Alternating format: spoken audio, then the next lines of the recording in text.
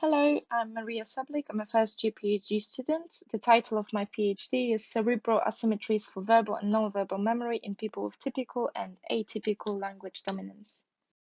So first we can ask what is lateralization, asymmetry, and how we can measure it in the brain. Lateralization implies that two brain hemispheres have functional specializations, where one hemisphere shows greater involvement for a particular cognitive function, for example language, than the other. It can be measured using laterality index, which is a ratio measure using the number of active fMRI voxels, voxel here is a 3D analog of a pixel, that give us insight into hemispheric asymmetry for certain brain functions or cognitive processes. Therefore, laterality indices quantify the direction and strength of an asymmetry. For a few decades now, researchers have been studying different cognitive processes and how they are lateralized in the brain. Brenda Milnes and her colleagues at the Montreal Neurological Institute pioneering work from 1970 revealed that despite the functional dominance of hemisphere in all humans, which is typically left and right temporal lobes process different types of material. Verbal and visual memory depend on left and right temporal lobes, respectively. She and her colleagues also demonstrated that in Tilly population, left and right temporal lobes are interconnected but functionally different. Milner's work from the 70s was later confirmed by wider technique and neuroimaging evidence, which showed similar findings where verbal memories associated with left hemisphere and right hemispheres associated with visual or non-verbal memory. However, this influential concept of material-specific memory is not as straightforward as it might have appeared back then, because some studies did not show impairments of similar magnitude in both left and right tilly. While there is a tremendous number of fMRI studies focusing on episodic memory lateralization carried out in clinical populations with medial temporal lobe pathology, like temporal lobe epilepsy, there are not many that have examined healthy subjects in general, confirming material-specific model.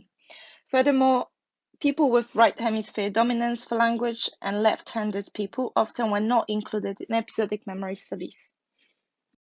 So here we can ask, what effects do handedness and language dominance have on fMRI activation in the medial temporal lobe?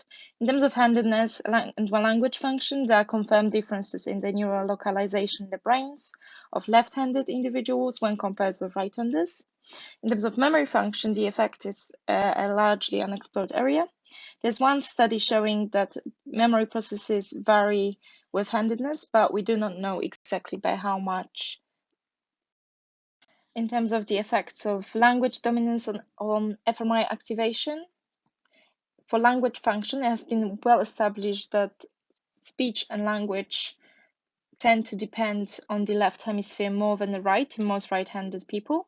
But this relationship is less clear in non-right-handed people, resulting in surprisingly polarized opinion on whether or not they are as lateralized as right-handers. Also, what has been established is that there is an increased incidence of atypical right hemispheric language in left-handed individuals, and that atypical lateralization of language has unique features, and it's not a simple mirror image of the typical left hemispheric language representation. In terms of language dominance and memory function, the effect is still very unclear. Thus here I found a research gap that relates to material-specific model of memory in healthy subjects in general. Most of the previous studies focus only on clinical populations. There are not many that purely investigated healthy subjects and report any lateralization index or provide individual team-ups. Also, such studies has not been conducted in context of atypically represented humans like left-handers or people with atypical language dominance. Memory lateralization has not been also researched in context of different memory processes like encoding and retrieval, and here we divide retrieval in recall and recognition. Most of current studies do not divide this retrieval in these two processes. Lastly, most of previous studies have methodological issues that can be addressed today.